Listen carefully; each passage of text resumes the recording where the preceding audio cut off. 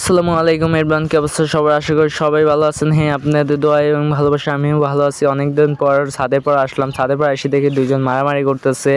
তো আমি তাদের থামতে বললাম, থামাথামি নাই, সেই রকম মারামারি দেখতেছি। ঘুষিনি, কিলিনি, চর থাপ্পড় তাদের থামালাম। থামানোর পর বললাম যে কী নিয়ে মারামারি? বললো যে টাকা পয়সা নিয়ে মারামারি লাগছে, ওখানে মানিব্যাগটা পড়ে পাইছি। তো আমি বললাম থামো, মারামারি করো না। তারপরে মনে হয় যে বললো যে ওখানে মানিব্যাগ পড়ে পাইছি, আবার মারামারি শুরু করে এই কথা বলে। তারপর মনে কর যে ও বলে যে আমাকে বাগাবাগি করছে, ও আমাকে 30 টাকা দিচ্ছে আর ও 500 টাকার নোট নিচ্ছে। এই হিসাব আমি মানি না, আমার 500 টাকা লাগবে, নইলে তুমি হিসাব আমাকে করে দাও। আমি বললাম আচ্ছা ঠিক আছে, সমস্যা নাই। টাকাগুলো তাদের হাতের থেকে নিলাম, হাতের থেকে নিয়ে বললাম যে হিসাব করতেছি। তারপর সামনে একটা জায়গায় বসলাম। বসার পর টাকাগুলো হাতে নিলাম। হাতে নেওয়ার পরে বললাম তোমরা চিন্তা ভালো করে আমি হিসাব করে বুঝাই দিচ্ছি, তোমরা চিন্তা নিও না। তারপর টাকা দেখলাম এখানে 540 টাকা আছে।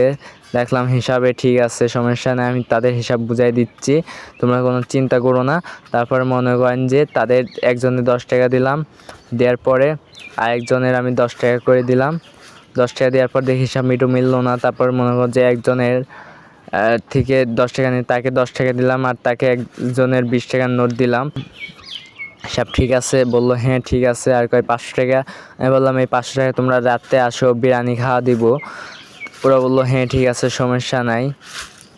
তারপর বললাম হিসাব ক্লিয়ার? হ্যাঁ হিসাব ক্লিয়ার, হ্যাঁ এটা বললো। তারপর মনে করেন যে তাদের হিসাব করে বুঝাইয়ে দিয়ে চলে যাইতে গেলাম। তারপর মনে হয় যে 500 টাকা তো আমি বুঝিয়ে গেছেন, কী করবো, ঈদের রাত খরচ হয়ে গেছে।